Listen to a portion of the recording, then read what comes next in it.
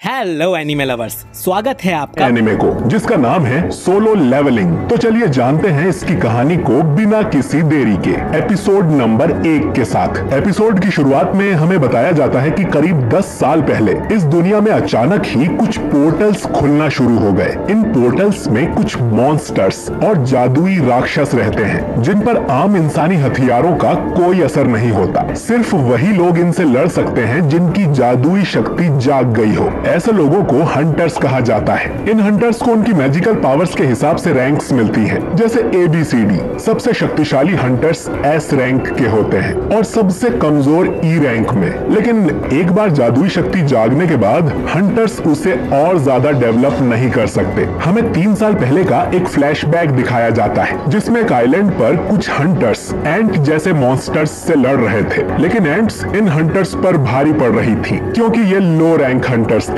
इनमें एक हंटर्स मर ही गया था। लेकिन तभी यहाँ पर 3 S रैंक के हंटर्स आ जाते हैं और आसानी से इन एंट्स से लड़ने लगते हैं। ब्यूंग नाम का आदमी हीलिंग मैजिक का यूज कर घायल हंटर्स को ठीक करने की कोशिश करता है। तभी यहाँ पर एक व्हाइट एंट आ जाता है जिसे ये लोग इन मॉन्स्टर्स का लीडर समझते हैं क्योंकि ये रेड एंट्स के मुकाबले ज्यादा पावरफुल है और ये दोनों मिलकर उसे आराम से मार देते हैं। तभी यहाँ पर और भी ज्यादा व्हाइट एंट्स आने लगती है और S रैंक के हंटर्स उनसे भी लड़ने को तैयार थे। दूसरी तरफ शहर में भी ढेर सारे एंट्स की आर्मी ने अटैक कर दिया था और उन्हें रोकने के लिए हंटर्स की सेना भी तैनात थी। मिस्टर चोई नाम का हंटर अपनी फायर पावर से इन पर अटैक करता है जिससे रेड एंट्स तो मर जाती हैं लेकिन व्हाइट एंट्स को कुछ नहीं होता। इसके बाद बाकी हंटर्स भी हमला कर देते हैं और फिर कहानी प्रेजेंट में आ जाती है। एक कंस्ट्रक्शन साइट के पास एक पोर्टल या डंजन ओपन होता है जिसके मॉन्स्टर्स को मारने के लिए कुछ हंटर्स को बुलाया जाता है। इनमें पार्क नाम का एक हंटर होता है जिसने वैसे तो काम छोड़ दिया था लेकिन उसकी वाइफ प्रेग्नेंट है, इसीलिए वो आज के मिशन पर आया है क्योंकि मिशन पूरा करने पर हंटर्स की काफी अच्छी कमाई होती है। तभी यहाँ पर कहानी का हीरो जिनवू आता है। सभी लोग जिनवू को अच्छे से ग्रीट करते हैं और पार्क पूछता है कि ये लड़का कौन है और क्या ये बहुत पावरफुल है। जो सब लोग इसे देखकर खुश हैं, जिस पर किम नाम का हंटर बताता है कि बात असल में बिल्कुल ओपोजिट है। जिनवू को दुनिया का सबसे कमजोर हंटर माना जाता है। ये तो एक E रैंक के डंजन में भी घायल होकर हॉस्पिटल में भर्ती हो गया था। जिनवू सबसे कमजोर हंटर है तो अगर इसे इस मिशन पर बुलाया गया है तो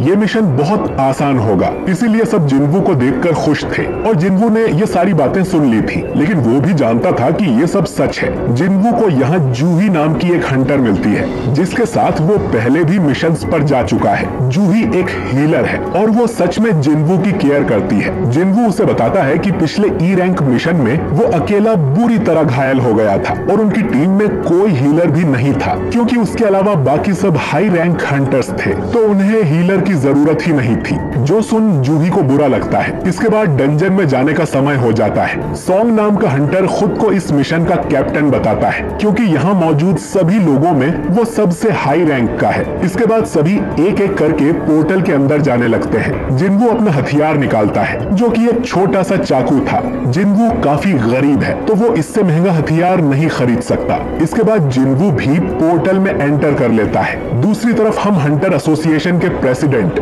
गो को देखते हैं जो कि गवर्नमेंट के साथ एक मीटिंग करके आया था। गवर्नमेंट चाहती थी कि डंजन से मिलने वाले क्रिस्टल्स उन्हें दे दिए जाएं। असल में उन मॉन्स्टर्स को मारने पर कुछ क्रिस्टल्स मिलते हैं जिन्हें मैजिक जेम्स कहा जाता है और हंटर्स इनको ही बेचकर पैसे कमाते हैं। इधर जिनवू ने एक मॉन्स्टर को मार दिया था जिससे उसे एक मैजिक जेम मिल जाता है पर तभी एक दूसरा मॉन्स्टर जिनवू पर हमला कर देता है। जिनवू उसे मारने की कोशिश करता है लेकिन उसका चाकू कमजोर होने की वजह से टूट जाता है। फिर वो मॉन्स्टर सीधा जिनवू के अंदर तलवार घुसा देता है लेकिन तभी पार्क यहाँ आके उस मॉन्स्टर को मार देता है। जिनवू बुरी तरह से घायल हो गया था और जूही उसके पास आकर उसे हील करने लगती है। जिनवू देखता है कि बाकी हंटर्स बड़ी आसानी से इन मॉन्स्टर्स को मार रहे थे। अब हाई रैंक मॉन्स्टर्स को मारने से और भी ज्यादा कीमती जेम्स मिलते हैं जिनसे ये लोग और पावरफुल हथियार बनाते हैं ताकि और भी ताकतवर मॉन्स्टर्स को मारा जा सके। हालांकि डंजन में खुदाई करने से माना क्रिस्टल्स भी मिलते हैं लेकिन वो मैजिक जेम्स जितने पावरफुल नहीं होते।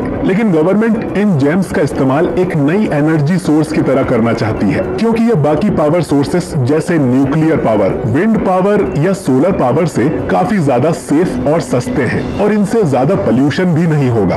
अभी गवर्नमेंट इसी रिसर्च रिसर्च में लगी है कि वो माना क्रिस्टल और मैजिक जेम्स का यूज कर इलेक्ट्रिसिटी कैसे जनरेट करे। इधर डंजन के अंदर हंटर्स ने सभी मॉन्स्टर्स को मार दिया था और उनका मिशन पूरा हो गया था, लेकिन उन्हें यहाँ पर ज्यादा जेम्स या माना क्रिस्टल नहीं मिले थे जिनसे इनकी ज्यादा कमाई नहीं होगी। जिन्वू के पास तो बस एक ई रैंक जेम था जो कि बहुत सस्ता है। जूही जिन्वू से पूछती है कि वो आखिर हंटर बना ही क्यों, क्योंकि इस तरह तो वो जल्द ही किसी दिन मारा जाएगा। तभी इन लोगों को यहाँ पर एक सुरंग दिखाई देती है, यानी कि इस डंजन के अंदर भी एक डंजन है, जो कि काफी अजीब बात थी। कैप्टन बताता है कि उन्हें इसके बारे में हंटर एसोसिएशन को बता देना चाहिए, लेकिन बाकी हंटर्स कहते हैं कि उन्हें इस सुरंग में जाके बाकी मॉन्स्टर्स को भी मारना चाहिए, जिससे इन्हें और ज्यादा जेम्स मिल सके। और वैसे भी ये डी रैंक का डंजन होगा, तो उन्हें डरने की जरूरत नहीं है। अब कैप्टन सभी से वोट लेता है कि उन्हें अंदर जाना चाहिए या नहीं। आधे लोग इसके लिए हाँ करते हैं, जिससे वोट टाई हो जाता है। अब सिर्फ जिन्वू का वोट ही बचा था। जिन्वू के फादर लापता थे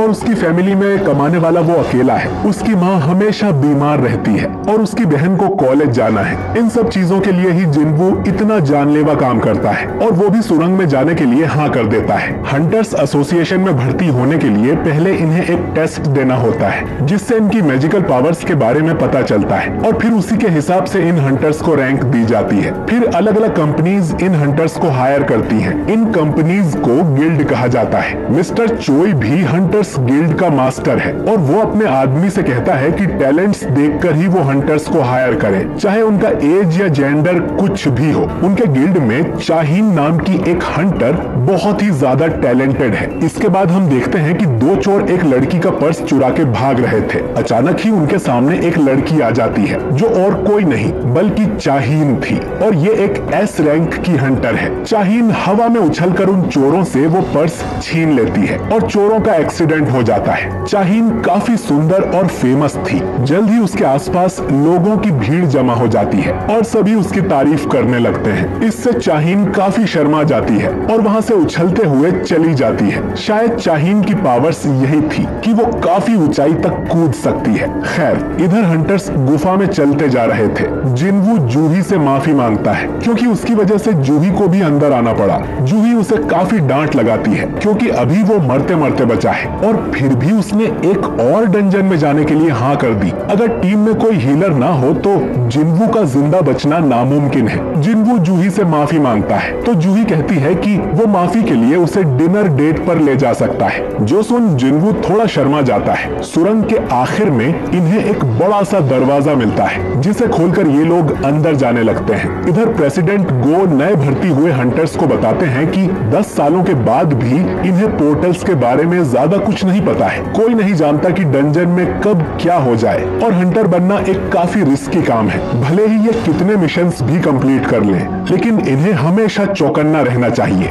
जिंदा रहने के लिए यही सबसे इम्पोर्टेंट है। दरवाजा खोलकर ये लोग एक बड़े से कमरे में आते हैं जिसके अंदर ढेर सारे स्टैच्यू रखे हुए थे जो कि सैकड़ों साल पुराने लग रहे थे। कमरे के बीच में एक बड़ा सा स्टैच्यू था जो किसी तरह के सिंहासन पर बैठा हुआ था, लेकिन कमरे में इन्हें कोई भी मॉन्स्टर नहीं दिखाई देता है। कमरे के बीच में किसी तरह का मैजिक सर्कल बना हुआ था और एक पुतले के ऊपर कुछ लिखा हुआ था। कैप्टन पढ़ता है कि इस जगह का नाम कार्टेनॉन टेम्पल है और यहाँ आए लोगों को पहले गॉड की पूजा करनी चाहिए, फिर गॉड की तारीफ करना चाहिए और जो लोग इस बात को नहीं मानेंगे वो यहाँ से जिंदा वापस नहीं जा सकते। तभी जूही जिन्वू से डरते हुए कहती है कि उसने एक स्टैच्यू की आंखें हिलती हुई देखी हैं। तभी इस कमरे का दरवाजा अपने आप बंद हो जाता है और अब ये सभी लोग यहाँ फंस गए थे। अब एक हंटर दरवाजा खोलकर यहाँ से भागने की कोशिश करता है, लेकिन तभी उसके पास वाला स्टैच्यू अपनी कुल्हाड़ी से उस आदमी को काट देता है।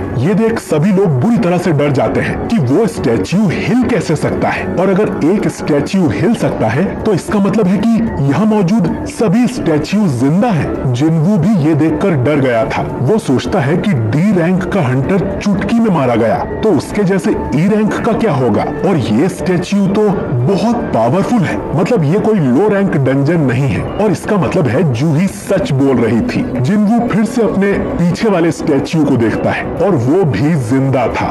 जिनवू इससे पहले भी काफी बुरी सिचुएशन में फंस चुका है। वो अपने पहले रेड मिशन में ही अपनी टीम से अलग हो गया था। उसे एक ई रैंक के मॉन्स्टर ने घायल किया था और वो काफी हफ्तों तक हॉस्पिटल में पड़ा रहा। एक बार तो वो एक भूल भुलैया में अटक गया था और भूख प्यास से ही मरने वाला था। लो रैंक डंजन में जाना भी उसके लिए जिंदगी और मौत का सवाल है। बाकी हंटर्स को मैजिक जेम्स बेचकर जो पैसे मिलते हैं वो उनसे और भी ज्यादा स्ट्रॉन्ग हथियार खरीद लेते हैं ताकि वो और पावरफुल मॉन्स्टर्स को मार सके। लेकिन जिनवू के पास तो सिर्फ एक सस्ता चाकू था और उसके टूटने के बाद जिनवू खाली हाथ है। उसके जूते भी फट चुके हैं। इतनी खतरनाक जॉब करने से भी जिनवू ज्यादा पैसे नहीं कमा पाता, लेकिन जिंदा बचे रहने के लिए वो हर समय चौकन्ना रहता है। उसके आसपास क्या चल रहा है वो बारीकी से ऑब्जर्व करता है और उसने जो एक मॉन्स्टर मारा था वो भी ऐसे ही चुपके से मारा था। खैर, अब उस स्टैच्यू की आंखें लाल होते ही जिनवू सभी से नीचे झुकने को कहता है। उसकी आंखों से आग निकलती है जिससे एक हंटर वहीं पे जल के राख हो जाता है, पर जिनवू खुद को और जूही को बचा लेता है। सभी लोग बुरी तरह से डरे हुए थे। जिनवू सोचता है कि ये सब क्यों हो रहा है, यहाँ से बाहर जाने का कोई रास्ता नहीं है, यानी कि वो भी मारा जाएगा। और ये एपिसोड यहीं पर खत्म हो जाता है। तो दोस्तों, आपको इस नए एनिमे का पहला एपिसोड कैसा लगा कमेंट करके जरूर बताइए। सोलो लेवलिंग की हाइप बहुत ही ज्यादा है। अब देखना ये है कि ये एनिमे अपनी हाइप को जस्टिफाई कर पाता है या नहीं। पहले एपिसोड में हमें इस वर्ल्ड से इंट्रोड्यूस किया गया है और दूसरे एपिसोड में जरूर जिनवू के साथ कुछ ऐसा होगा जिससे वो बहुत ही ज्यादा ओवर पावर कैरेक्टर बन जाएगा, जैसा हमने चेनसो मैन या जुजुत्सु काइसेन या माय हीरो एकेडमिया में देखा है। खैर, वीडियो पसंद आया हो तो इसे लाइक करें और अगले एपिसोड के लिए चैनल को सब्सक्राइब करना बिल्कुल ना भूलें। बाकी मैं मिलता हूं आपसे बहुत ही जल्द एक नए वीडियो के साथ। शुक्रिया।